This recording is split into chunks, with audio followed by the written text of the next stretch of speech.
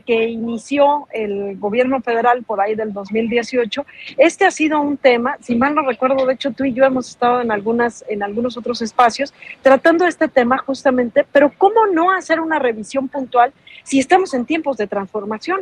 Amerita poner una pausa, ver qué se ha hecho atrás, ha funcionado, no han funcionado y qué se tendría que modificar. ¿Cómo es que llega este organismo a este momento? Porque bueno, los datos que nos plantean en la mañanera pues son muy claros, pero desde esta otra mirada, ¿tú qué nos puedes platicar? Bienvenida, Milay. Hola, hola Yasmín, hola a los compañeros y compañeras de Sin Censura y también del Instituto y Nacional de Formación Política de Morena. Muchas gracias por la invitación, un gusto con Pepe compartir este espacio una vez más y hablar de la ley de CONACYT, bueno, y Patricia cuando llegue.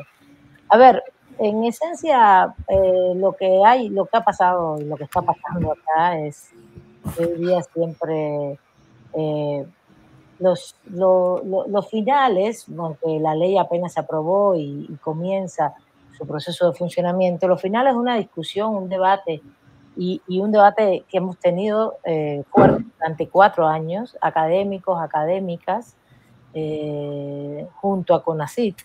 Desde hace 4 años comenzamos debates acerca de qué estaba pasando en CONACYT, cómo estaba el instituto, justo lo que tú estabas preguntando, cómo eran las políticas de CONACYT, qué había pasado con los recursos financieros, sobre todo del organismo previamente, y hacia dónde debería dirigirse el Consejo Nacional de Ciencia y Tecnología, que hoy también es innovación, que hoy también es de innovación y humanidades, ¿no? En ese sentido, yo creo que, bueno, pues en la democracia se discute, se debate, se dialoga, se dice como que se delibera, y en esa deliberación, evidentemente, hay en algún momento personas que pierden la discusión y el debate y la argumentación y todavía siguen y ahora argumentan mentiras, porque han dicho muchas mentiras acerca de lo que dice la ley. No desaparece CONACYT para nada, no desaparecen los recursos para nada, ni mucho menos al revés. Hay toda una nueva orientación que además no, la ley es un proceso como de culminación de regular algo que ya se viene aplicando en estos 4 años de funcionamiento de todo el proceso de ciencia, tecnología, innovación y humanidades. No más que se formaliza y a la vez ahora se puede profundizar más, cosas que no podías hacer. Ese es el primer punto. Ha habido mucho debate durante 4 años. Hemos tenido foros de discusión muchísimos. Hemos estado, los que estamos a favor de la ley, los que hemos estado en contra, construyendo el proyecto, porque además el proyecto no es que vinieron y lo presentaron y es el mismo, en 4 años ha cambiado también mucho, donde se recogieron todos los criterios, siempre y cuando se tuvieran muy claramente establecidos principios, como por ejemplo la preponderancia de lo público sobre lo privado, los intereses sociales y el beneficio de lo social en materia de la investigación científica, tecnológica, innovación e incluso de humanidades, que beneficia a las mayorías, a la sociedad, a las mayorías y por supuesto uno de los principios sobre todo es resolver problemas sociales. Ese es otro de los grandes principios y la preponderancia en este sentido, eso va muy acorde con la preponderancia de lo público sobre lo privado, que la ciencia no sea un privilegio, que la ciencia y que todos los procesos científicos estén vinculados a los derechos humanos, por lo tanto traten de tributar en sus contenidos al final hacia lo social y hacia los problemas sociales de México y hacia las mayorías, no hacia los intereses corporativos y transnacionales, ni mucho menos, y tampoco intereses personales ni privados. Por eso el derecho humano a la ciencia es un concepto fundamental dentro de la ley, que todo este proceso, y además hay datos muy fuertes, esto mismo que tú decías, 45 millones de pesos beneficiados grandes transnacionales para hacer investigaciones que no tienen ningún sentido social.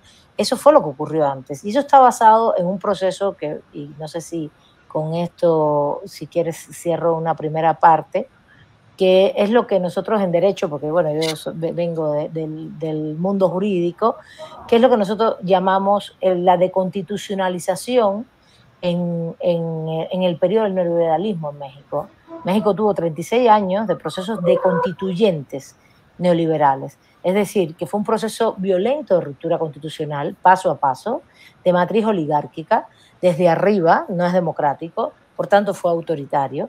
Un proceso de constituyente con toda la intencionalidad de, evidentemente, generar acumulación para determinados sectores privados y grandes sectores transnacionales, privados transnacionales, mediante una articulación institucional que nosotros llamamos de violencia institucional.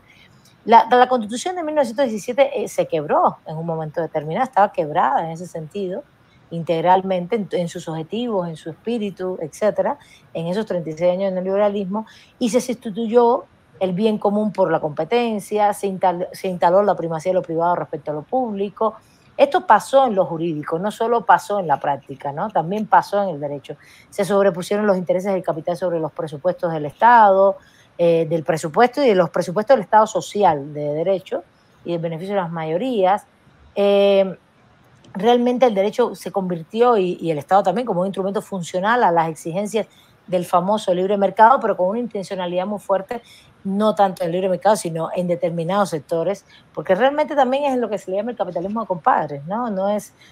Uno piensa que es el libre mercado y gana a alguien. No, aquí también hay una articulación de redes de ellos mismos, y con así, y bueno, todo este marco político, jurídico, es un proceso en el cual evidentemente esa deconstitucionalización abarcó muchos sectores del país, o casi todos, y uno de ellos fue CONACYT. Entonces ahí vemos los 45 millones de pesos vinculados, 45,5 millones de pesos vinculados a las grandes empresas transnacionales para investigaciones desde CONACYT, dinero público, desde CONACYT hacia el sector privado, investigaciones que no tenían ningún fin social, ni mucho menos, o sencillamente también usaron a las universidades públicas, a las instituciones de educación superior, para también hacer este rejuego de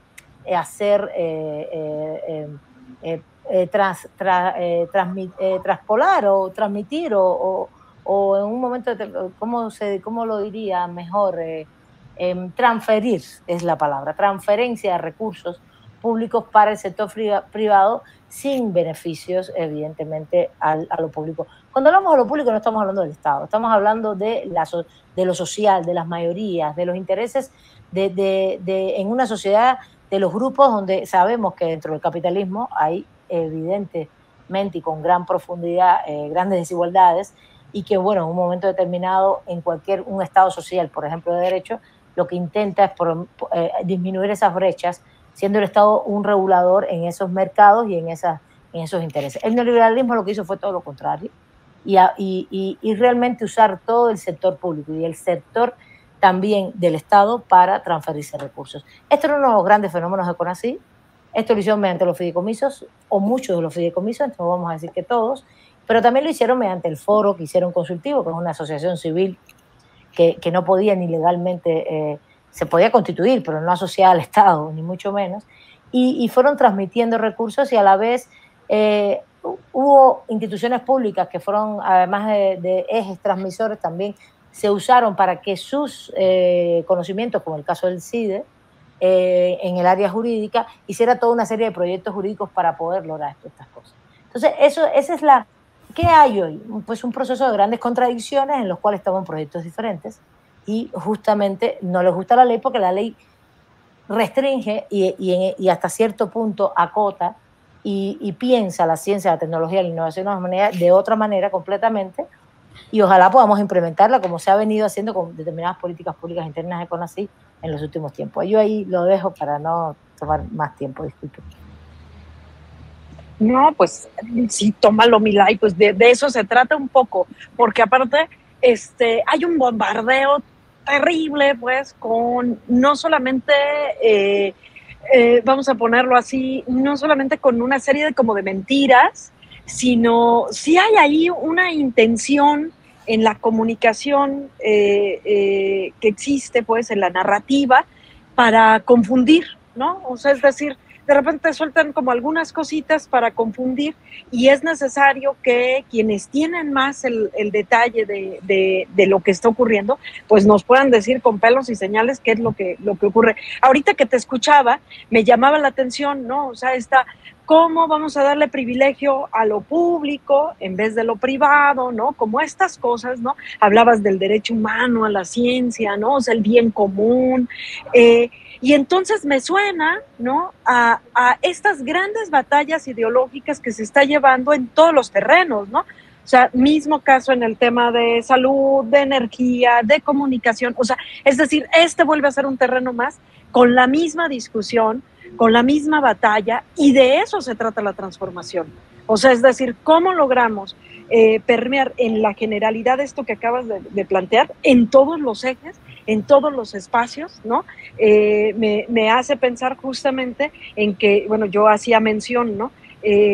Justamente recién gana Morena la presidencia de la República y hay una grande batalla con los fideicomisos, ¿no? Donde se paran y defienden, siendo que es justamente entre los fideicomisos y algunos otros espacios, tal como lo hemos visto también en el INE, se han venido acorralando esos que fueron perdiendo privilegios, esos que fueron perdiendo el poder en estos otros espacios, ¿no?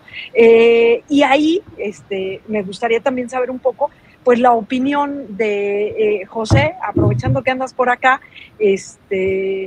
pues un poco, ¿tú cómo lo ves, pues, no? Esto que planteo, donde la grande batalla es esta discusión de a qué le